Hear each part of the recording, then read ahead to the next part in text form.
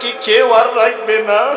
যেই সন্তানকে তুমি এত টাকা পয়সা খরচ কইরিয়া রিক্সা চালাইয়া কত কষ্ট করিয়া সন্তানকে লালন পালন করলা, তোমার সন্তানকে তুমি লেখাপড়া করাইলা, মানুষের বাড়িতে কাজ করিয়া কামলা দিয়া মানুষের কথা শুনিয়া মাথার গাম পায়ে ফেলিয়া যেই সন্তানের জন্য তুমি টাকা পয়সা ইনকাম করিয়া আরে সন্তান কলিজার টুকরো সন্তানকে তুমি লালন পালন করলা, লেখাপড়া করাইলা, এবার শেষ করাইলা, দুনিয়ার সবচাইতে বড় শিক্ষিত তুমি বানাইলা।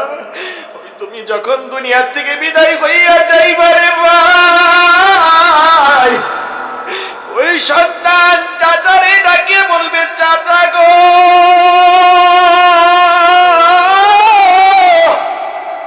বাবা তো দুনিয়াতে নাই, আমার বাবাকে আর কষ্ট দিতে চাই না, তাড়াতাড়ি দাফনের ব্যবস্থা করো, কাফনের ব্যবস্থা করো। যেই স্ত্রীর সাথে 40, 50, 60 বছর জিন্দেগি কাটাইয়া দিলারে বাবা, যেই স্ত্রী তোমার অর্ধাঙ্গিনী, তোমার অর্ধেক বলা হয়েছে, যেই স্ত্রী দুনিয়ার বুকে সব চাইতে তোমার জন্য প্রশান্তি ছিল, যেই স্ত্রী তোমার অর্ধাঙ্গিনী, তোমার সব চাইতে কাছের মানুষ ছিল, তোমার সুখে দুঃখে ছিল, যেই স্ত্রীর জন্য তুমি এত কষ্ট করলা, যেই স্ত্রীর জন্য তুমি এত মেহনত করলা, মাথার গাম পায়ে ফেলিয়া স্ত্রীর চাহাতকে তুমি পূরণ করলা, স্ত্রীকে তুমি সুখে রাখার জন্য সুন্দর বাড়ি বানাইয়া দিলা, স্ত্রীকে সুখে রাখার জন্য তুমি সুন্দর ঘর বানাইয়া দিলা, স্ত্রীকে আরামে রাখার জন্য তুমি ঘরের মধ্যে এসি লাগাইয়া দিলা। যখন তোমার এই খাঁচা থেকে প্রাণ পাখিটা বের হয়ে যাবে, যখন তুমি দুনিয়া থেকে বিদায় হইয়া যাইবা, তোমার মায়ের স্ত্রী, তোমার ভালোবাসার মানুষ, সেও তোমাকে বিদায় করে দিবে, বলবে যে আমার স্বামীকে তাড়াতাড়ি দাফনের ব্যবস্থা করিয়া দাও। ওরে ভাই, খোদার জমিনের মধ্যে 100 লোক পাওয়া যাইবে না যে তোমাকে একটা ঘন্টা একটু খোদার জমিনের মধ্যে রাখবে, সবাই তোমাকে দুরু দুরু করে তাড়াইয়া দিবে। কত আপনজন ছিল রে ভাই তোমার, কত বন্ধু ছিল, কত পাড়া প্রতিবেশী, কত আপনজন ছিল, আত্মীয় স্বজন ছিল, কেউ তোমাকে একটু রাখার জন্য বলবে না, কোন সন্তান বলবে না চাচা গো আমার বাবা তো চলে গেল, আমার বাবা তো আর আসবে না, আমার বাবাকে আর একটা ঘন্টা, আমার বাবাকে আর একটা ঘন্টা জমিনের উপর রাইখা দাও, আমার বাবাকে আর একটা দিন রাইখা দাও, আমার বাবাকে আর একটা মিনিট রাইখা দাও। কেউ তো বলবে না, সবাই তাড়ায় দিবে, সবাই তাড়াতাড়ি দাফনের ব্যবস্থা করে দিবে। ওরে ভাই, কার জন্য তুমি এত রাহাজানি করো রে ভাই? কার জন্য তুমি এত কষ্ট করো? কার জন্য তুমি হালাল হারাম দেখলা না? কার জন্য তুমি হারাম কামাইলা? কার জন্য তুমি সুদ খাইলা? কার জন্য তুমি ঘুষ খাইলা? কার জন্য তুমি হারাম ইনকাম করলা? কার জন্য তুমি মানুষকে ঠকাইলা? কার জন্য তুমি চুরি করলা? কার জন্য তুমি ডাকাতি করলা? কার জন্য তুমি রাহাজানি করলা? কার জন্য তুমি মাথার গাম পায়ে ফালিয়া হালাল ভাবেই তুমি ইনকাম করলা, সৎ ভাবেই তুমি ইনকাম করলা? ওরে ভাই, নিজের ইনকাম না করিয়া শুধু সন্তানের জন্য ইনকাম করলা, দুনিয়াবি ইনকাম করলা, শুধু স্ত্রীর জন্য ইনকাম করলা, শুধু মায়ের জন্য ইনকাম করলা, শুধু বাবার জন্য ইনকাম করলা, শুধু মানুষের জন্য ইনকাম করলা। কিন্তু যে ইনকাম করার উচিত ছিল, যে যেই ইনকাম করার জন্য প্রয়োজন ছিল, যেই ইনকাম তোমার কাজে আসবে, দুনিয়াতেও কাজে আসবে, দুনিয়াতে নাই বা আসো কিন্তু অনন্তকাল আখিরাতের জন্য তোমার জন্য কাজে আসবে। কি কাজে আসবে? কারণ তুমি যদি দুনিয়ার মধ্যে ইনকাম করো, আমি তো ওই ইনকামের কথা বলতেছি যেই ইনকাম আল্লাহর ইবাদত, যেই ইনকাম নামাজ পড়লে ইনকাম হয়। আজ মরহুম বীর মুক্তিযোদ্ধা ইকবাল কবির খান ও এলাকার সকল মৃত ব্যক্তিদের রুহের মাগফিরাত কামনা আজ এই দেউলিপাড়া, ওয়ারশি, মির্জাপুর, টাঙ্গাইল কবরস্থানের উদ্যোগে এক বিশাল ওয়াজ ও দোয়ার মাহফিলের আয়োজন করা হয়েছে। আল্লাহ পাক রব্বুল আলামিন আমাকে, আপনাকে, আমাদের সকলকে আজ এই পবিত্র একটি মাহে রমজান মাসের একটি ভিন্ন রকম অনুষ্ঠান, ভিন্ন রকম একটি ওয়াজ মাহফিলের দোয়ার আয়োজন। এই মাহফিলে আমাদের সকলকে আসার জন্য, বসার জন্য, কোরআন সুন্নাহ থেকে আলোচনা শোনার জন্য আল্লাহ পাক রব্বুল আলামিন আমাদেরকে তৌফিক এনায়েত করেছেন। সেজন্য সকলেই অন্তরের অন্তরস্থল থেকে শুকরিয়া তান বলি আলহামদুলিল্লাহ। আল্লাহ পাক রব্বুল আলামিনের অশেষ শুকরিয়া যে আল্লাহ পাক রব্বুল আলামিন আমাদেরকে মহান একটি মাস আমাদেরকে দান করেছেন, আমাদের হায়াতে আমরা পাচ্ছি। তো এটা আল্লাহ তাআলার কাছে লাখো কোটি শুকরিয়া যে রমজানের মতো একটি মাস আমাদের হায়াতে আমরা পাচ্ছি, আমাদের জীবনে এখন অতিবাহিত হচ্ছে। যে রমজান মাস এমন একটি মাস যে মাসে আল্লাহ পাক রব্বুল আলামিন বান্দার জন্য খাস রহমত এবং বরকত থাকে। আল্লাহ তাআলার বান্দা বান্দীদের জন্য আল্লাহ তাআলার খাস রহমত ও বরকত অবধারিত থাকে। এমন একটি মাস পেয়েছি যে মাসে জীবনের গুনাহ খাতাগুলো মাফ করানো সবচেয়ে সহজ। আল্লাহ তাআলা 12টি মাস সৃষ্টি করেছেন বৎসরে। প্রত্যেকটা দিন, প্রত্যেকটা ক্ষণ, প্রত্যেকটা সময়, সবগুলো সময়ই অনেক মূল্যবান, অনেক দামি। বান্দা যে কোনো সময় আল্লাহ তাআলার কাছে ক্ষমা চাইতে পারে, আল্লাহ তাআলা ক্ষমা করতে পারে। সর্বহালতেই সব সময় বান্দার জন্য আল্লাহ তাআলার দুয়ার খোলা। বান্দা ডাকতে দেরি, আল্লাহ সাড়া দিতে, সেই ডাকে সাড়া দিতে অনুপরিমাণ দেরি হয় না। আল্লাহ সর্ব অবস্থার মধ্যেই প্রস্তুত আছেন। বান্দা কখন তাকে ডাকবে, কখন বান্দা ক্ষমা চাবে, আর আল্লাহ বান্দাকে ক্ষমা করে দিবে। তো এই যে 12টি মাস, এই 12টি মাসের মধ্যে সবচাইতে দামি, মূল্যবান সময়, সবচাইতে বান্দার জন্য সহজ করে দিয়েছেন, এই হচ্ছে রমজান মাস। প্রত্যেকটা জিনিসের একটা মৌসুম থাকে, প্রত্যেকটা ফসলের একটা মৌসুম থাকে। তেমন আমি উদাহরণস্বরূপ বলছি, আমলের সময় তো সব সময়, তারপরও এক্সট্রা মনে হয়, একটু অন্যরকম অনুভূতি মনে হয়, সেটা হচ্ছে রমজানুল মুবারক। এই রমজানুল মুবারকে এটা হচ্ছে ইবাদতের একটা মৌসুম। কারণ রমজানের একটা ফরজ আর রমজানের বাহিরে 70টা ফরজ সমতুল্য। রমজানের একটা নফল, রমজানের বাহিরে 70টা নফল। যার মান হচ্ছে সমতুল্য। কেউ কেউ এটাও বলেছেন যে রমজানের একদিন অন্য 1000 মাসের 1000 দিন। তাহলে কত দামি, কত গুরুত্বপূর্ণ মাস। রাসূল করিম সাল্লাল্লাহু আলাইহি সাল্লাম বলেছেন যে রমজান পেয়ে জিবরাইল আমিন দোয়া করেছিলেন, সেই দোয়ার সাথে নবী মুহাম্মদ রাসূলুল্লাহ সাল্লাল্লাহু আলাইহি সাল্লাম আমিন পড়েছেন। কি পড়েছেন?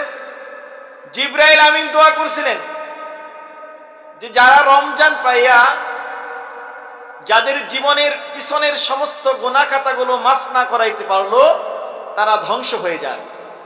তারা কি হয়ে যাক? ধ্বংস হয়ে যাক। রাসূল করিম সাল্লাল্লাহু আলাইহি সাল্লাম পড়েছেন আমিন। রাসূল করিম সাল্লাল্লাহু আলাইহি সাল্লাম কি পড়েছেন? আমিন পড়েছেন। অতএব রমজান কতটুকু গুরুত্ব এখান থেকে অনুধাবন করা যায়, বোঝা যায় যে রমজান অনেক গুরুত্বপূর্ণ। কাজেই এই রমজান আমাদের জীবন থেকে অতিবাহিত হয়ে যাচ্ছে, আমরা যদি আমাদের জীবনের গুনাহ খাতাগুলো মাফ না করাইতে পারি, অবস্থা খুবই খারাপ। অবস্থা খুবই খারাপ। দুনিয়াটাও বরবাদ হয়ে যাবে, আখিরাতটাও বরবাদ হয়ে যাবে। দুনিয়া তো বাদ দিলাম, দুনিয়া বরবাদ হয়ে যাক, কিন্তু আমার আপনার আখিরাতের অবস্থাটা কি হবে? যদি আখিরাত আমি আপনি দুনিয়া থেকে কামাই না করতে পারি, তাহলে আমার জন্য আপনার জন্য কিন্তু খুবই ভয়ানক সংবাদ রয়েছে। খুবই ভয়ানক সংবাদ রয়েছে। জাহান্নামের আযাব কিন্তু বড়ই শক্ত আযাব। প্রিয় উপস্থিতি, আমরা দুনিয়াতে আসছি, আল্লাহ আমাদেরকে দুনিয়াতে পাঠাইছেন শুধুমাত্র তার ইবাদত করার জন্য। কিসের জন্য ভাই? তার ইবাদত করার জন্য। কিন্তু মুসলমান, ইবাদত এর মানে এই নয় মুসলমান 24 ঘন্টায় আল্লাহর ঘর মসজিদে গিয়ে সিজদারত অবস্থার মধ্যে থাকবে, নামাজরত অবস্থার মধ্যে থাকবে, 12 মাস রোজা রাখবে, দান সদকা খালি করতেই থাকবে, নিজে খাবে না, শুধু বিলিয়ে দিবে। এটার মধ্যে সীমাবদ্ধতা না। নিয়মতান্ত্রিক ভাবে আমাদের উপর 5 ওয়াক্ত নামাজ ফরজ করেছে, এইটা পড়তেই হবে।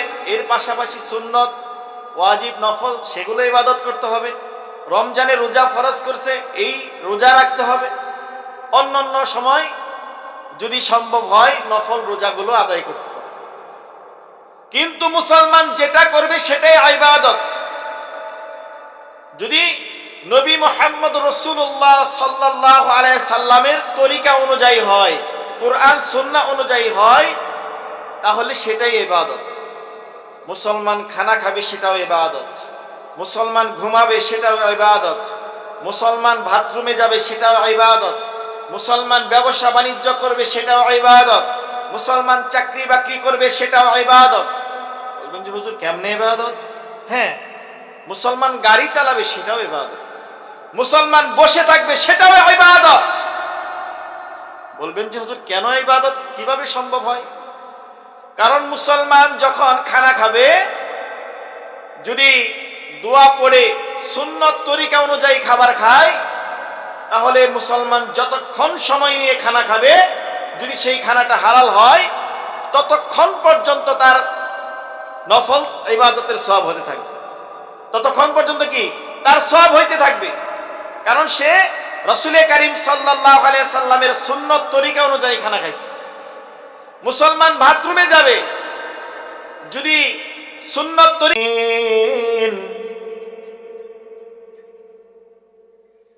মানুষ যেমন দুনিয়াতে বসবাস করার জন্য, একটু আরাম আয়েশে থাকার জন্য মানুষ দেশান্তরিত হয়, এক দেশ থেকে আরেক দেশে যায়। কেন যায়?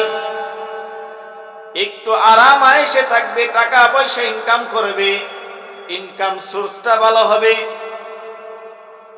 দেশে অনেকেই অত টাকা কামাইতে পারে না, এর জন্য বেশি টাকা কামাবে এই নিয়তে একটু বাহিরে যায়, বিভিন্ন রাস্তায় যায়, নির্দিষ্ট কিছু সময়ের জন্য যায়।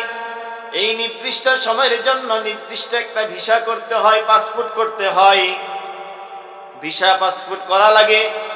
ভিসা পাসপোর্ট করে নির্দিষ্ট সময়ের জন্য সে যখন বাহিরে যায়, বাহিরে যাইয়া ইনকাম করে, তার মনের মধ্যে একটা আশা বাসনা আকাঙ্ক্ষা যে অনেক টাকা পয়সা ইনকাম করবে, দেশে আসবে, দেশে আসার পর তিনি ভালো একটা বাড়ি বানাবে অথবা ভালো একটা ব্যবসা করবে, ব্যবসা করে ছেলে সন্তান স্ত্রী মা বাবাকে নিয়া তিনি সারা জীবন মৃত্যুর আগ পর্যন্ত একটু ভালোভাবে কাটাইয়া দিবে। মৃত্যুর আগ পর্যন্ত একটু ভালোভাবে জীবন যাপন করবে। এর জন্য সে বাহিরে যায়, আর সে টাকা পয়সা ইনকাম করতে থাকে, রোজগার করতে থাকে। কিন্তু যখন কেউ যদি ভালো ইনকাম না করতে পারে, তার জন্য কিন্তু দুঃখের শেষ থাকে না। এমনও তো অনেক ভাই আছে, অনেক টাকা পয়সা ঋণ কইরা বাহিরে গেছে, হাওলাত করে টাকা পয়সা ঋণ পিন করে বাহিরে গেছে, এগুলো পরিশোধ করতে করতেই তো জীবন শেষ হয়ে যায়। আর যদি ভালো ইনকাম করে থাকে, ব্যবসা বাণিজ্য ভালো করে থাকে, তাহলে খুব দ্রুত ঋণ পিন করেও যদি যায়, সেগুলো পরিশোধ করে ফেলে। সেগুলো পরিশোধ করে তিনি টাকা পয়সা ব্যাংকিং করতে থাকে, জমাইতে থাকে, সেগুলো দিয়ে তার বাকি জীবনটা পরিচালনা করার চেষ্টা করে।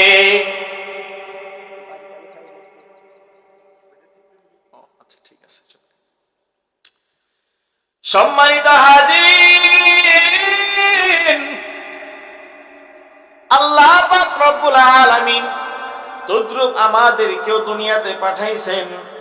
এই দুনিয়াটা থাকার জায়গা না, এই দুনিয়াটা থাকার জায়গা না, এই দুনিয়াটা ইনকামের জায়গা, ক্ষণস্থায়ীর জায়গা। দুনিয়াতে যে ভালো কিছু করতে পারবে, দুনিয়াতে যেই ভালো ব্যবসা করতে পারবে, বাণিজ্য করতে পারবে, ভালো চাকরি করতে পারবে, ভালো চাকরি, ভালো ব্যবসা, ভালো বাণিজ্য মানে এটাই বলতে চাচ্ছি, যেই ব্যক্তি ভালো নেক আমল করতে পারবে, আল্লাহ তাআলাকে খুশি করতে পারবে, আল্লাহর রেজামন্দি হতে পারবে, ওই ব্যক্তি কাল কঠিন হাসরের ময়দানে জান্নাত কামায়া নিবে। কঠিন হাসর তার জন্য ভালো হবে। দুনিয়াটা ইনকামের জায়গা, আখিরাত হচ্ছে ভোগ করার জায়গা। দুনিয়া থেকে প্রত্যাবর্তন করার পর হয় জান্নাত হবে, না জাহান্নাম হবে। দুনিয়াতে কেউ থাকতে পারবে না। কুল্লু নাফসিন যায়িকাতুল মাউত।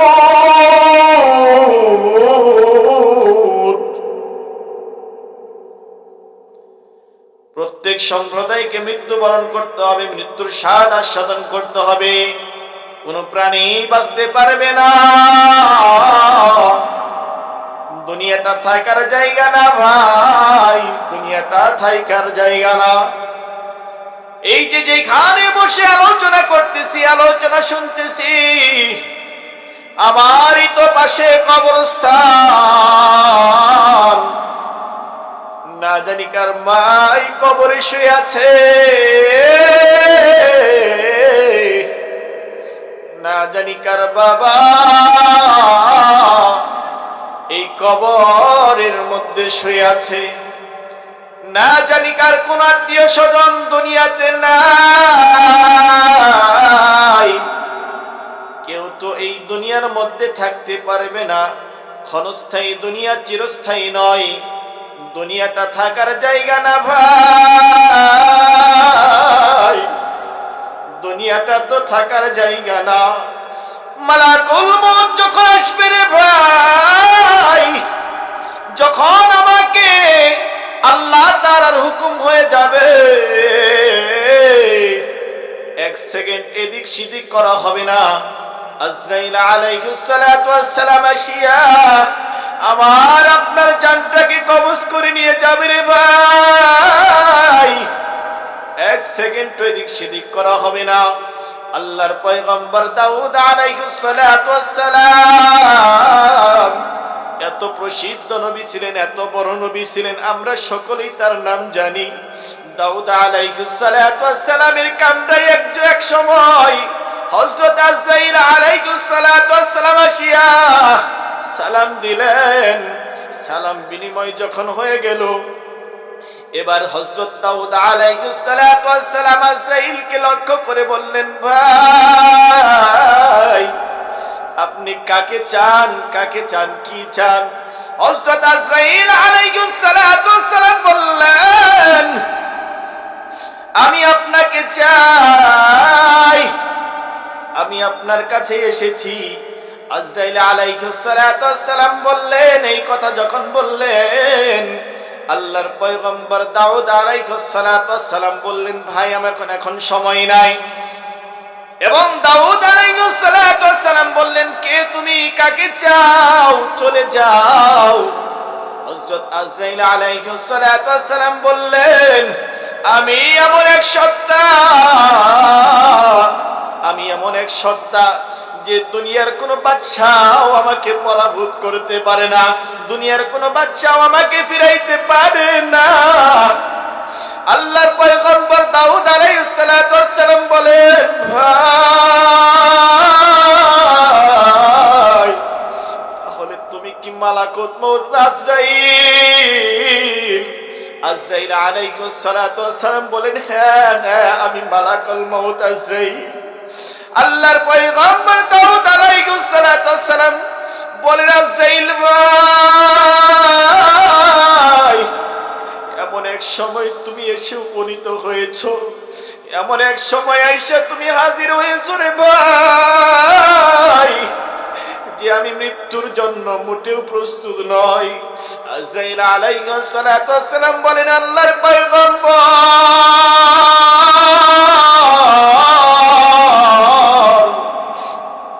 আপনার অমুক সাথী কোথায়?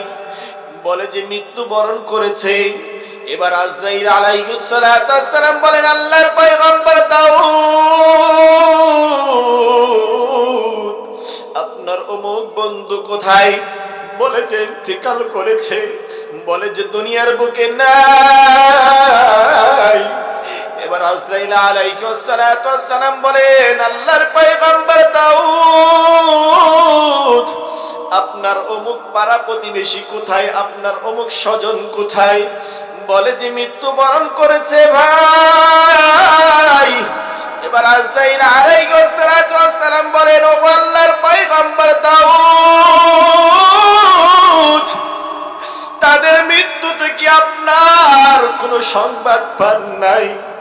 তাদের মৃত্যুতে কি আপনার কোনো হুঁশ হয় নাই? আসার সিরিয়াল আছে, যাওয়ার কোনো সিরিয়াল নাই। মানুষ দুনিয়াতে আসার সিরিয়াল আছে, কিন্তু যাওয়ার কোনো সিরিয়াল নাই।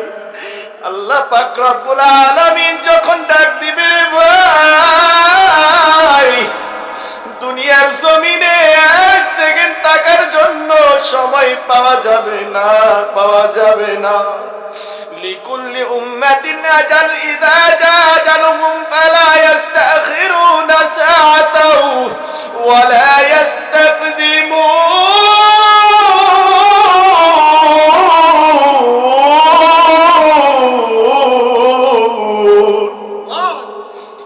এই বলিয়া হযরত আজরাইল আলাইহিস সালাতু ওয়াস সালাম, আল্লাহ পাক রব্বুল আলামিন বলেন, লিকুল্লি উম্মাতিন আজাল ফাইদা জা আজালুহুম ফালা ইস্তাখিরুনা সাআতাও ওয়া লা ইস্তাকদিমুন।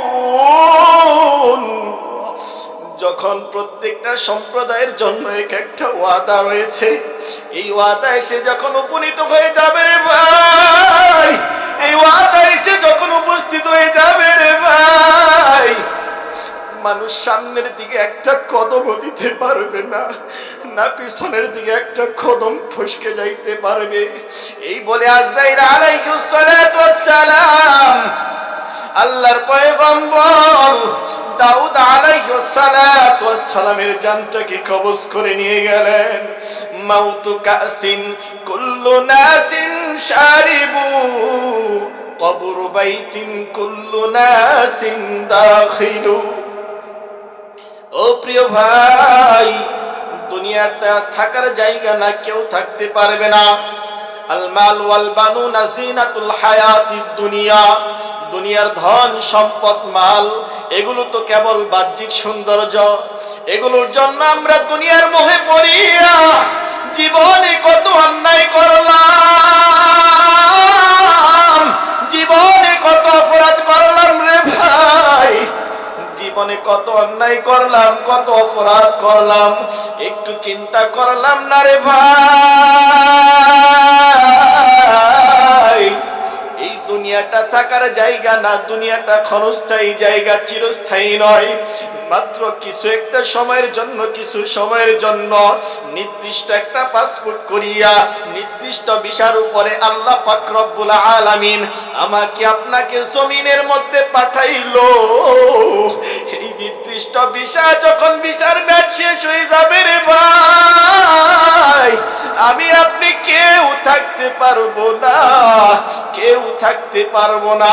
কাজে এই দুনিয়ার অট্টালিকা কোনো ধরা দিবে না রে ভাই, দুনিয়ার টাকা পয়সা কোনো ধরা দিবে না রে ভাই, দুনিয়ার কোনো সম্পদ ধরা দিবে না রে ভাই।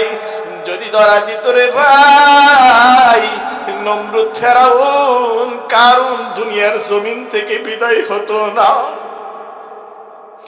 দুনিয়ার কোন মানুষ যত বড় ক্ষমতাসীন ব্যক্তিত্বই হোক না কেন, কেউ খোদার জমিনের মধ্যে দম্ভ করে থাকতে পারবে না। সকলকেই প্রত্যাবর্তন করতে হবে, অন্ধকার কবরে যাইতে হবে রে ভাই, অন্ধকার কবরে যাইতে হবে। আল্লাহ না করুক এই কবর কারো জন্য আলোকময় কবর হবে, না জানি কার জন্য অন্ধকার কবরে পরিণত হয়ে যাবে।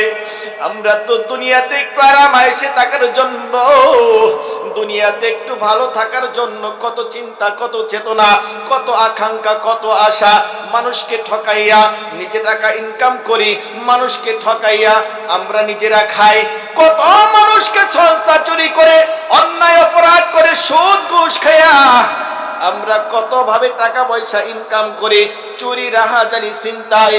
ও ভাই, মাত্র শুধু একটু আরামে থাকার জন্য। কিন্তু ভাই, তুমি কি একটু চিন্তা করছো? তুমি কি একটু চিন্তা করছো রে ভাই? তোমার এই দেহ থেকে যদি রূহটা বের হয়ে যায়, এই জমিনের মধ্যে তোমাকে কেউ আর রাখবে না, তোমাকে কেউ আর রাখবে না। যেই সন্তানকে তুমি এত টাকা পয়সা খরচ কইরিয়া, রিক্সা চালাইয়া, কত কষ্ট করিয়া সন্তানকে লালন পালন করলা, তোমার সন্তানকে তুমি লেখাপড়া করাইলা, মানুষের বাড়িতে কাজ করিয়া, কামলা দিয়া, মানুষের কথা শুনিয়া, মাথার গাম পায়ে ফেলিয়া, যেই সন্তানের জন্য তুমি টাকা পয়সা ইনকাম করিয়া, আরে সন্তান, কলিজার টুকরো সন্তানকে তুমি লালন পালন করলা, লেখাপড়া করাইলা, এবার শেষ করাইলা, দুনিয়ার সবচাইতে বড় শিক্ষিত তুমি বানাইলা। তুমি যখন দুনিয়া থেকে বিদায় হইয়া যাইবারে ভাই, ওই সন্তান চাচারে ডাকিয়ে বলবে, চাচা গো,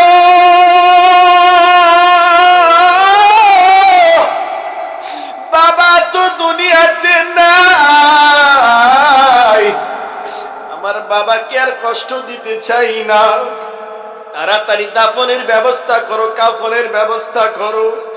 যেই স্ত্রীর সাথে 40, 50, 60 বছর জিন্দেগি কাটাইয়া দিলা রে বাবা, যে স্ত্রী তোমার অর্ধাঙ্গিনী, তোমার অর্ধেক বলা হয়েছে, যেই স্ত্রী দুনিয়ার বুকে সব চাইতে তোমার জন্য প্রশান্তি ছিল, যেই স্ত্রী তোমার অর্ধাঙ্গিনী, তোমার সবচাইতে কাছের মানুষ ছিল, তোমার সুখে দুঃখে ছিল, যেই স্ত্রীর জন্য তুমি এত কষ্ট করলা, যেই স্ত্রীর জন্য তুমি এত মেহনত করলা, মাথার গাম পায়ে ফেলাইয়া স্ত্রীর চাহাতকে তুমি পূরণ করলা, স্ত্রীকে তুমি সুখে রাখার জন্য সুন্দর বাড়ি বানাইয়া দিলা, স্ত্রীকে সুখে রাখার জন্য তুমি সুন্দর ঘর বানাইয়া দিলা, স্ত্রীকে আরামে রাখার জন্য তুমি ঘরের মধ্যে এসি লাগাইয়া দিলা। যখন তোমার এই খাঁচা থেকে প্রাণ পাখিটা বের হয়ে যাবে, যখন তুমি দুনিয়া থেকে বিদায় হইয়া যাইবা, তোমার মায়ের স্ত্রী, তোমার ভালোবাসার মানুষ, সেও তোমাকে বিদায় করে দিবে, বলবে যে আমার স্বামীকে তাড়াতাড়ি দাফনের ব্যবস্থা করিয়া দাও। ওরে ভাই, খোদার জমিনের মধ্যে 100 লোক পাওয়া যাইবে না যে তোমাকে একটা ঘন্টা একটু খোদার জমিনের মধ্যে রাখবে। সবাই তোমাকে দুরু দুরু করে তাড়াইয়া দিবে।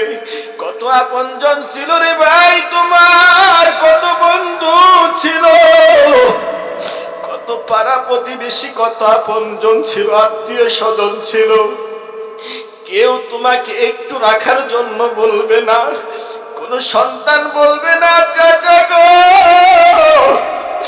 আমার বাবা তো চলে গেল, আমার বাবা তো আর আসবে না, আমার বাবাকে আর একটা ঘন্টা, আমার বাবাকে আর একটা ঘন্টা জমিনের উপর রাইখা দাও, আমার বাবাকে আর একটা দিন রাইখা দাও, আমার বাবাকে আর একটা মিনিট রাইখা দাও। কেউ তো বলবে না, সবাই তাড়ায় দিবে, সবাই তাড়াতাড়ি দাফনের ব্যবস্থা করে দিবে। ওরে ভাই, কার জন্য তুমি এত রাহাজানি করো রে ভাই? কার জন্য তুমি এত কষ্ট করো? কার জন্য তুমি হালাল হারাম দেখলা না? কার জন্য তুমি হারাম কামাইলা? কার জন্য তুমি সুদ খাইলা? কার জন্য তুমি ঘুষ খাইলা? কার জন্য তুমি হারাম ইনকাম করলা? কার জন্য তুমি মানুষকে ঠকাইলা? কার জন্য তুমি চুরি করলা? কার জন্য তুমি ডাকাতি করলা? কার জন্য তুমি রাহাজানি করলা? কার জন্য তুমি মাথার গাম পায়ে ফালিয়া হালাল ভাবেই তুমি ইনকাম করলা, সৎ ভাবেই তুমি ইনকাম করলা? ওরে ভাই, নিজের ইনকাম না করিয়া শুধু সন্তানের জন্য ইনকাম করলা, দুনিয়াবি ইনকাম করলা, শুধু স্ত্রীর জন্য ইনকাম করলা, শুধু মায়ের জন্য ইনকাম করলা, শুধু বাবার জন্য ইনকাম করলা, শুধু মানুষের জন্য ইনকাম করলা। কিন্তু যেই ইনকাম করার উচিত ছিল, যেই ইনকাম করার জন্য প্রয়োজন ছিল, যেই ইনকাম তোমার কাজে আসবে, দুনিয়াতেও কাজে আসবে, দুনিয়াতে নাই বা আসো, কিন্তু অনন্তকাল আখিরাতের জন্য তোমার জন্য কাজে আসবে। কি কাজে আসবে? কারণ তুমি যদি দুনিয়ার মধ্যে ইনকাম করো, আমি তো ওই ইনকামের কথা বলতেছি যেই ইনকাম আল্লাহর ইবাদত, যেই ইনকাম নামাজ পড়লে ইনকাম হয়, রোজা রাখলে ইনকাম হয়, সদকা করলে ইনকাম হয়, যাকাত দিলে ইনকাম হয়, মানুষের সাথে সদয় আচরণ করলে ইনকাম হয়, মানুষের সাথে ভালো ব্যবহার করলে ইনকাম হয়, আল্লাহ এবং আল্লাহ রাসূলের অনুসরণ অনুযায়ী, আল্লাহ এবং আল্লাহ রাসূলের কথা অনুযায়ী চললে ইনকাম হয়, আল্লাহ রাসূল সাল্লাল্লাহু আলাইহি সাল্লামের আদর্শের উপর চললে ইনকাম হয়। ও ভাই, যদি দুনিয়ার বুকে এই ইনকাম না করতে পারো, যদি তুমি দুনিয়ার বুকে এই ইনকাম না করে যাইতে পারো, তুমি যদি দুনিয়ার বুকে এই কামাই না করে যেতে পারো, কাল কঠিন হাসরের ময়দান, কাল কঠিন হাসরের ময়দান আমার জন্য, তোমার জন্য খুব ভয়াবহ হয়ে যাবে, খুব ভয়াবহ হয়ে যাবে। কেউ বলেছে মাথার অর্ধ হাত উপরে সূর্য থাকবে, মাথার অর্ধ হাত উপরে সূর্য থাকবে। ভাই, একটু চিন্তা করে দেখো রে ভাই, দুনিয়াতে এত কোটি কোটি কোটি কোটি মাইল দূরে সূর্য, একটা সূর্য তার মুখকে ছেড়ে দেওয়া হয়েছে। যদি প্রচন্ড রোদের তাপমাত্রা উঠে যায়, মানুষ মানুষ সহ্য করতে পারে না, মানুষ সহ্য করতে পারে না, গরমে অতিষ্ঠ হয়ে যায়। কিন্তু সূর্যের 12টা মুখ সেই কঠিন হাসরের ময়দানে ওই নাফরমান বান্দাদের উপরে ছেড়ে দেওয়া হবে। মাথার অর্ধ হাত উপরে, কেউ কেউ 1 হাত বলেছে, যাই হোক অর্ধ হাত আর 1 হাত উপরেই হোক, সূর্যের 12টা মুখ যখন ছেড়ে দেওয়া হবে, একেবারে প্রচন্ড তাপমাত্রা যখন থাকবে, মানুষের মাথার মগজগুলো পাতের বারের মতো বলকাইতে থাকবে রে ভাই, টপকাইয়া টপকাইয়া পড়তে থাকবে। মাথার মগজগুলো এরকম ভাতের মারের মতো বলকাইয়া টপকাইয়া টপকাইয়া জমির উপরে পড়তে থাকবে। কারোর জন্য মানুষ ঘামে সাঁতরাইতে থাকবে, কারোর জন্য গিরু পানি হয়ে যাবে, কারোর জন্য কোমর পানি হয়ে যাবে, কারোর জন্য বুক পানি হয়ে যাবে, কারোর জন্য নাকের ডাগা পর্যন্ত ঘামের পানি হয়ে যাইবে রে ভাই। ঘামের মধ্যে সাঁতরাইতে থাকবে। ওই কঠিন অবস্থার মধ্যে আমার আপনার কি হবে আল্লাহ জানে রে ভাই। আমার জন্য আপনার জন্য কোন স্থান আল্লাহ রাখছে, কামাই অনুযায়ী হবে। যেই রকম বাজার করবে সেই রকম খাবে, যেই রকম নামাজ ইবাদত করবে, যেই রকম আল্লাহ রাসূলের পথে চলবে, যেই রকম আল্লাহর ইবাদত করবে, এই ইবাদত অনুযায়ী কাল কঠিন হাসরের ময়দানে আরামায়েশ করবে রে ভাই। কঠিন হাসরের ময়দান তো বহু দূরে, কঠিন হাসরের ময়দান তো বহু দূরে, কিন্তু এর আগেই তো মাত্র 3.5 হাত মাটির নিচে দাফন হওয়া লাগবে। এই দুনিয়াতে কেউ থাকবে না, আমার মরণ আসবে কখন কেউ তো জানে না, আমার মরণ আসবে কখন কেউ তো জানে না। আমি চলে গেলে আমায় তোমরা ভুইলা যাও না, আমি মরে গেলে আমায় তোমরা ভুইলা যাও না। আমার মরণ আসবে কখন কেউ তো জানে না, আমার মরণ আসবে কখন কেউ তো জানে না। দুনিয়াটা থাকার জায়গা না, কেউ থাকতে পারবে না। যদি থাকতো, বাদশাহ হারুনুর রশিদের আমলে একজন লোক ছিলেন, বাদশাহ হারুনুর রশিদের আমলে একজন লোক ছিলেন, তার নাম ছিলেন বাহলুল রহমতুল্লাহি আলাইহি। এই বাহলুল রহমতুল্লাহি আলাইহি আল্লাহর পাগল প্রকৃতির একজন লোক ছিলেন, আল্লাহর পাগল প্রকৃতির একজন বান্দা ছিলেন। বাদশাহ হারুনুর রশিদ তার সাথে অনেক হাসি তামাশা করতেন, মস্করা করতেন। বাদশাহ হারুনুর রশিদ বলে দিলেন, এই পাগল বাহলুল যখন আমার দরবারে আসবে, একে কেউ বাধা দিবে না, একে কেউ বাধা প্রয়োগ করবে না, সরাসরি আমার কামরায় আসতে দিবা। বাহলুল রহমতুল্লাহি আলাইহি একদিন বাদশার দরবারে গেলেন, বাদশার কামরায় গেলেন। কামরায় যাওয়ার পর সলচা চুরি করে, হাসি তামাশা করে বাদশাহ একটা মুদ্রার ছুটি, একটি পুটলি কি করলেন, বাহলুল রহমতুল্লাহি আলাইহি তার হাতে দিলেন। বাহলুলের হাতে দিয়া বললেন, বাহলুল, এই ছুটিটি তোমার কাছে আমানত রইল, এই ছুটিটি তোমার কাছে আমানত রইল। বলে যে তোমার থেকে যদি কেউ বোকা পাও, তোমার থেকেও যদি অধিক বোকা কাউকে পাও, তাহলে এই ছুটিটা তুমি তাকে হাদিয়া দিয়ে দিবা। কি দিয়ে দিবা? হাদিয়া দিয়ে দিবা। বাহলুল রহমতুল্লাহি আলাইহি বাদশার কথা অনুযায়ী ছুটিটা খুব হেফাজতে রেখে দিলেন। কিন্তু কিছুদিন যখন অতিবাহিত হয়ে গেল, কিছুদিন অতিবাহিত হয়ে যাওয়ার পর বাদশাহজি হঠাৎ করে অসুস্থতার নিয়ামতে পড়ে গেল, অসুস্থতা হয়ে গেল, মৃত্যুর শয্যায় সজ্জিত এমন একটা অবস্থা। এবার ওই বাহলুল যখন এই সংবাদটা শুনতে পাইল, শুনতে পাওয়ার পর বাহলুল রহমাতুল্লাহি আলাইহি বাদশার নিকটে গেল। বাদশার নিকট যাওয়ার পর বাদশাকে জিজ্ঞাসা করলো, বাদশাজি আপনার কি হালত, কি অবস্থা? এবার বাদশা বলে, ওরে বাহলুল, আমার অবস্থা তো খুব একটা ভালো নয়, আমি তো সফরে রওনা করেছি। বাহলুল রহমাতুল্লাহি আলাইহি বললেন, বাদশাজি আপনি কোথায় সফরে রওনা করেছেন? কোথায় সফরে রওনা করেছেন? বলে যে যেই সফরে গেলে মানুষ আর কখনোই ফিরে আসে না। এবার বাহলুল রহমাতুল্লাহি আলাইহি বলেন, ওগো বাদশাজি তাহলে সেখানে কতজন সৈন্য মোতায়েন করেছেন, কতগুলো তাবু স্থাপন করেছেন এবং কি কি আসবাবপত্র আপনি সেখানে নেওয়ার জন্য মনস্থ করেছেন? এবার বাদশাহ বলে, বাহলুল তুমি কি পাগল নাকি? তুমি তো আসলেই পাগল। যেই সফরে গেলে মানুষ কোনোদিন ফিরে আসে না, আমি তো এমন একটা সফরে রওনা করেছি যেই সফরে গেলে কোনো মানুষ কোনো সৈন্য মোতায়েন করা যায় না, কোনো তাবু স্থাপন করা যায় না, কোনো আসবাবপত্র সেখানে নেওয়া যায় না। এবার বাহলুল রহমাতুল্লাহি আলাইহি বলেন, বাদশাহ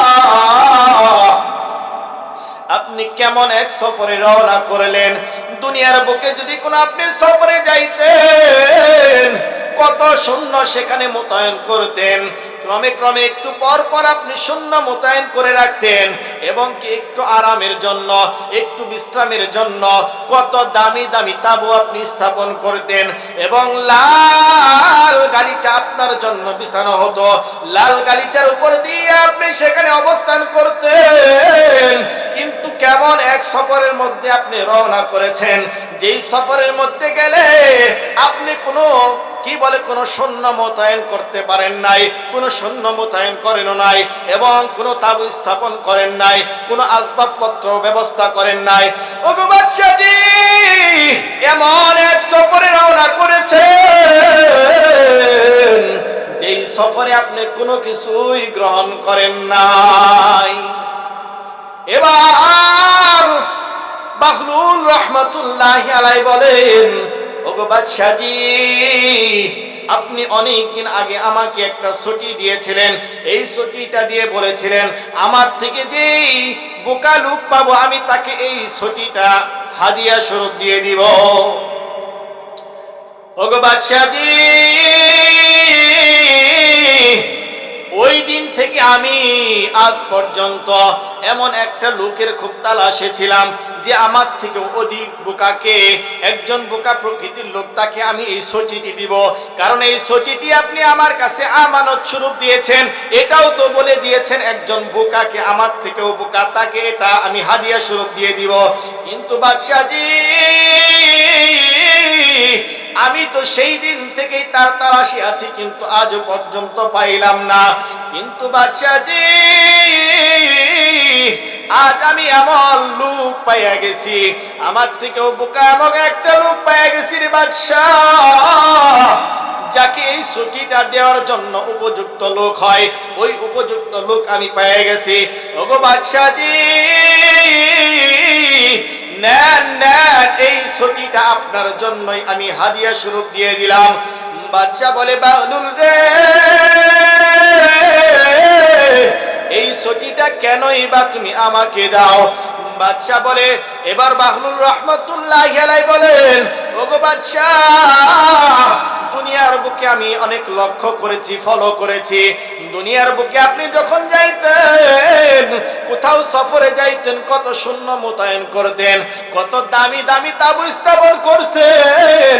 আপনার দেহটা রক্ষা করার জন্য দেহরক্ষী কয়েকজন একাধিক পর্যন্ত থাকতো, অনেকগুলো সৈন্য মোতায়েন আপনার সাথে থাকতো। কিন্তু আপনি আজ এমন এক সফরে যান, তুই বিআকল নেহি।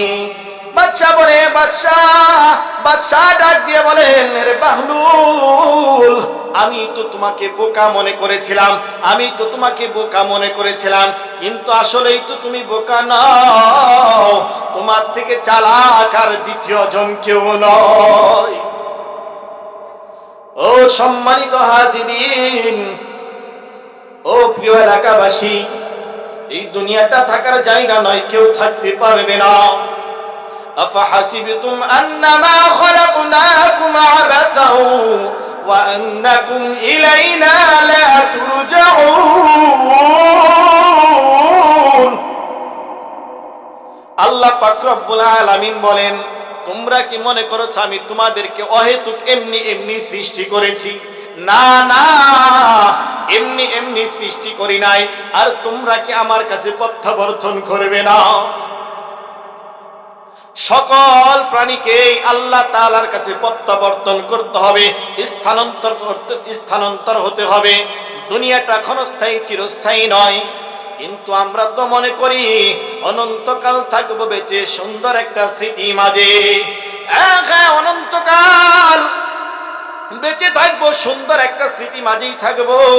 সুন্দর একটা স্মৃতি মাঝে নয়, সুন্দর একটা জায়গার মধ্যে থাকবো। সেই জায়গাটা হবে আমার জন্য, আপনার জন্য জান্নাত। জান্নাত, জান্নাত, জান্নাত। তুমি যদি জান্নাতে থাকতে চাও তাহলে আল্লাহর আইন মেনে যাও। তুমি যদি জান্নাত কামাইতে চাও, তুমি যদি জান্নাত পেতে চাও, আমার নবী, তোমার নবী মুহাম্মদ রাসূলুল্লাহ সাল্লাল্লাহু আলাইহি সাল্লামের আদর্শের উপর জীবন যাপন করে যাও।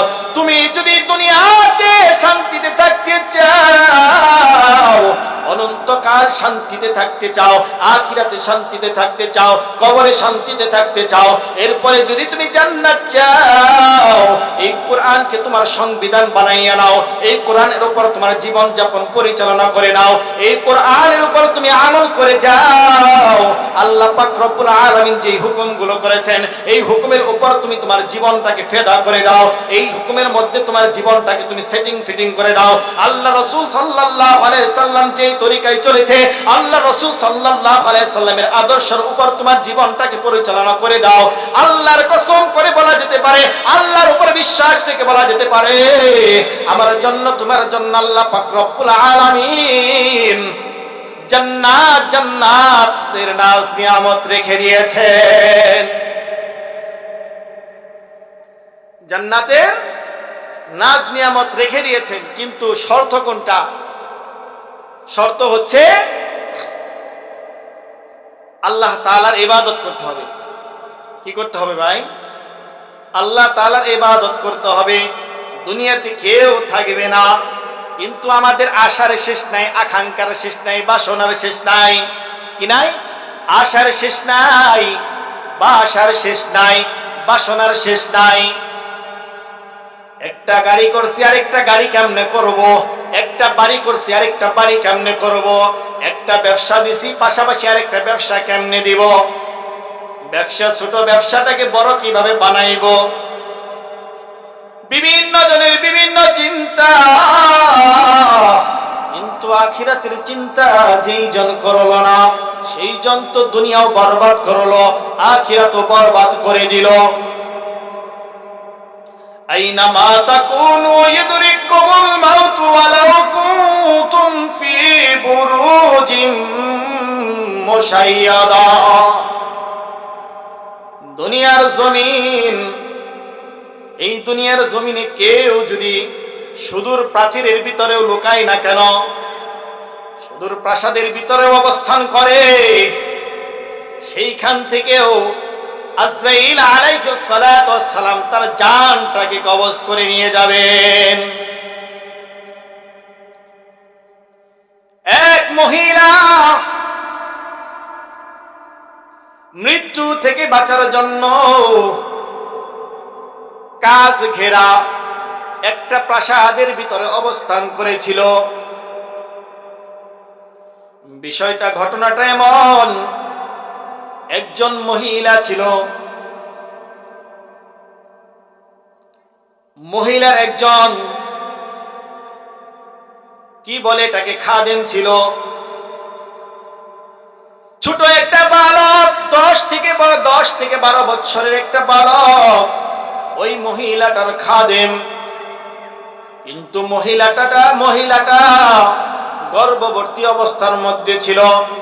যখন ওই মহিলার সন্তান প্রসবের বেদনা, যখন যন্ত্রণা শুরু হয়ে গেল, ওই ওই বালকটিকে ডেকে বলল, বালক, একটু আগুনের প্রয়োজন, তুমি একটু আগুনের ব্যবস্থা করো। এবার ওই মনিবের জন্য ওই বালকটি একটু আগুনের জন্য যখন ঘর থেকে বের হলো, ঘর থেকে বের হয়ে যখন রাস্তার মধ্যে গেল, রাস্তার মধ্যে যাওয়ার পর দেখলেন একজন আল্লাহওয়ালার মতো দেখা যায়, দাড়িওয়ালা একজন ব্যক্তি, পাঞ্জাবিওয়ালা একজন ব্যক্তি, টুপি মাথায়, একটু বুজুর্গ প্রকৃতির লোক। ওই বুজুর্গ ডেকে বালককে ডেকে বললেন, হে বালক, তুমি কোথায় যাচ্ছ? এবার বালক উত্তর দেয়, ওগো বুজুর্গ লোক, আমার মনিবের ব্যথা উঠেছে, সন্তান প্রসবের ব্যথা, যন্ত্রণা ভূত করতেছে, একটু আগুনের প্রয়োজন, একটু আগুনের জন্য যাই। এবার ওই বুজুর্গ লোক বলে, হে বালক, তুমি কার জন্য আগুনের জন্য যাচ্ছ? ইতিপূর্বেই ওই মহিলাটার একটা কন্যা সন্তান দুনিয়ার জমিনে ভূমিষ্ঠ হয়েছে, কন্যা সন্তান জন্মগ্রহণ করেছে। এবার ওই বুজুর্গ বলেন, হে বালক, এই কন্যা সন্তানটা বড় হইয়া, যুবতী হইয়া, রূপসী হইয়া, সুন্দরী হইয়া, একজন নয় দুইজন নয়, একজন নয় দুইজন নয়, 100 যুবকের চরিত্র হরণ করবে, 100 যুবকের চরিত্র নষ্ট করবে। কাজেই তুমি কার জন্য আগুনের ব্যবস্থা করছ? কার জন্য তুমি আগুনের জন্য যাচ্ছ? এই কথাটা শুনিয়া বালকের মনের মধ্যে একটা কষ্টের পাহাড় নেমে আসলো। বালকটা রাগান্বিত হতে লাগলো। বালক একটু আল্লাহ প্রকৃতি ছিল, আল্লাহ ভীরু লোক ছিল, যদিও বয়স কম, কিন্তু আল্লাহ ভীরু বালক ছিল। এই বালকটা বলে, মনে মনে চিন্তা করলেন, না না, যেই কন্যা সন্তান বড় হইয়া, যুবতী হইয়া, একজন নয় দুইজন নয়, 100 যুবকের চরিত্র নষ্ট করবে, জিনা ব্যভিচারে লিপ্ত হবে, তার জন্য আমি আগুন আনবো তো দূরের কথা, এই সন্তানকেই আমি দুনিয়ার জমিনের মধ্যে রাখবো না, দুনিয়া থেকে বিদায় করে দেব। যখন এই বুজুর্গের জবান থেকে এই কথাগুলো শুনলো, শোনার পর তখন ওই বালকটা সামনের দিকে অগ্রসর না হইয়া রিপিট করিয়া যখন আবার বাসার দিকে গেল, ওই বাসার মধ্যে যাইয়া ঘরের মধ্যে ঢুকিয়া বালকের কোমরের মধ্যে একটা ছুরি গুজা ছিল, ছুরিটা ওই খাপ থেকে বের করে ঘরের মধ্যে ঢুকিয়া সঙ্গে সঙ্গে ওই নাবালক শিশু, ওই কন্যা শিশুর পেটের মধ্যে একটা ফার মেরে দিল, পেটের মধ্যে ঢুকাইয়া দিল। পেটটা ফিরে গেল। পেটটা ফিরে যাওয়ার পর কিতাবের মধ্যে আসছেন নারী ভুঁড়ি সব বের হয়ে গেল। এবার ওই মা হতভম্ব হয়ে গেল। ছোটবেলা থেকে এই বালকটাকে লালন পালন করিয়া আজ 10 থেকে 12 বছর হইয়া গেল। এত মহাব্বতের একটা খাদেম, এই ছোট বাচ্চাটা তার সন্তান, কেবলমাত্র দুনিয়াতে ভূমিষ্ঠ হয়েছে। আহার এই কলিজার সন্তান, এই সন্তানের পেটের মধ্যে একটা ছুরি দিয়ে আঘাত মাইরা দিল। আঘাত মারার কারণে এই সন্তানের নারী বুড়ি বের হয়ে গেল। যখন নারী বুড়ি বের হয়ে গেল, বালকের হুঁশ ফিরে আসলো। আহারে, একজন বুজুর্গের কথায়, একজন মুরব্বীর কথায় আমি কি কাজ করলাম? এই বাচ্চাটা তো কেবলমাত্র দুনিয়াতে ভূমিষ্ঠ হইল, এই বাচ্চাটা তো না বালক, বড় হয়ে সে কি হবে না হবে আল্লাহই ভালো জানে। আর এখনই আমি তাকে হত্যার চেষ্টা করলাম, আমি তার পেটের মধ্যে ছুরি মাইরা দিলাম। মারলাম ঠিক আছে, কিন্তু এখন তো আমার আর বাঁচার উপায় নাই। মানুষজন তো এখন জড়ো হয়ে যাবে, লোকজন জড়ো হইয়া আমাকেও তো দুনিয়া থেকে বিদায় করে দিবে, আমাকেও দুনিয়া থেকে বিদায় করে দিবে। বালকের যখন এই হুঁশ চলে আসলো, হুঁশ আসার পর বালক স্কুল না পাইয়া দৌড়াইয়া বের হয়ে গেল। বের হইয়া শত শত মাইল দূরে চলে গেল। আর ওই নাবালক শিশু কন্যা, মেয়ে কন্যার মা, ওই শিশুটির মা নারী বুড়ি সব কিছু পেটের মধ্যে ঢুকাইয়া পেটটাকে সেলাই করিয়া চিকিৎসা করতে লাগলো। ওই রাখে আল্লাহ, মারে কে? মারে আল্লাহ, রাখে কে? হায়াতের মালিক কে? এই বলেন না, হায়াতের মালিক কে? আল্লাহ। মৌতের মালিক কে? আল্লাহ। রিজিকের মালিক কে? আল্লাহ। যদি আল্লাহ বাঁচায় রাখে রে ভাই, পৃথিবীর কারো সাধ্য নাই আমাকে আল্লাহর জমিন থেকে বিদায় করে দেবে। কিন্তু আল্লাহর কি কুদরত, আল্লাহর কি মেহেরবানি, আল্লাহ পাক রব্বুল আলামিন ওই শিশু সন্তানটাকে সুস্থ করে দিলেন। এদিকে সুস্থ করে দিলেন, এদিকে ওই যুবক বহু দূর যাইয়া, শত শত মাইল দূরে যাইয়া কোন কাজ কর্ম করিয়া টাকা পয়সা ইনকাম করতে লাগলো। টাকা পয়সা ইনকাম করিয়া ছেলেটা যখন যুবকে পরিণত হয়ে গেল, এইদিকে মেয়েটাও যুবতীতে পরিণত হয়ে গেল। মেয়েটা যুবতী সুন্দরী রূপসী হয়ে গেল। এবার যুবক যখন অনেক সম্পদের মালিক হয়ে গেল, টাকা পয়সার মালিক হয়ে গেল, দেশে যখন টাকা পাঠায়, টাকা পাঠানোর পর তার থিওরি অনুযায়ী, তার মত অনুযায়ী বিশাল একটা রাজপ্রাসাদ বানাইলো। রাজপ্রাসাদ বানানোর পর এবার বাড়িতে চিঠি লিখলো মুরব্বীদের কাছে, মা বাবা তাদের কাছে, মুরব্বীদের কাছে চিঠি লিখলো, আমি তো দেশে আসব, অমুক সময় অমুক মাসের মধ্যে আমি দেশে আসব, দেশে আসি আমি বিবাহ করব, আমার জন্য একটা ভালো সুন্দরী রূপসী মেয়ে দেখো, সুন্দরী রূপসী একটা মেয়ে দেখো, আমি বাড়িতে আইসা বিবাহ করব। এমন একটা মেয়ে দেখবা যেই মেয়েটা আমার বউ হওয়ার পর আমার প্রাসাদের সাথে মানানসই হবে। এত সুন্দর একটা প্রাসাদ, রাজপ্রাসাদ। ছেলেটাও সুটাম দেহানের যুবক, সুন্দর হয়েছে, সুন্দর যুবক, সুটাম দেহের যুবক। রাজপ্রাসাদ, সেরকম বাড়ি গাড়ি সব করেছে। বউটা যদি সুন্দরী না হয় তাহলে কি মেনে নেওয়া যায়? না, মেনে নেওয়া যায় না। কিন্তু যার সাথে যার জুরি, কেউ পারে না ফিরাইতে, কেউ পারে না ফিরাইতে।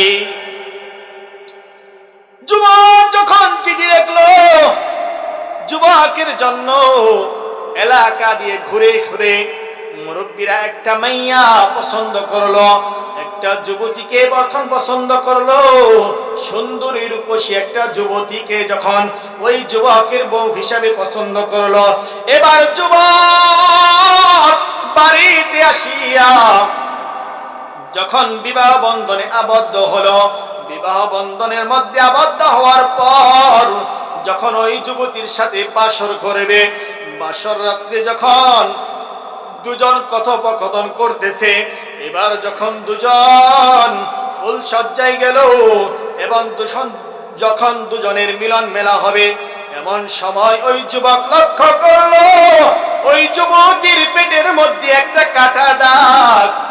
কাটা দাগ দেখা যায়। এবার যুবক ওই যুবতীকে বলে, ওগো বিবি, আমি তোমাকে একটা প্রশ্ন করতে চাই। এবার বিবি বলে, স্বামী গো, আপনি একটা নয় হাজারটাও প্রশ্ন করতে পারেন, বলেন গো স্বামী, কি প্রশ্ন আপনি করবেন? এবার যুবক বলে, ওগো স্ত্রী রে, এই যে তোমার পেটের মধ্যে একটা ফাড়া দাগ দেখা যায়, কাটা দাগ দেখা যায়, এটা কিসের দাগ? এবার ওই যুবতী বলে, ওগো স্বামী,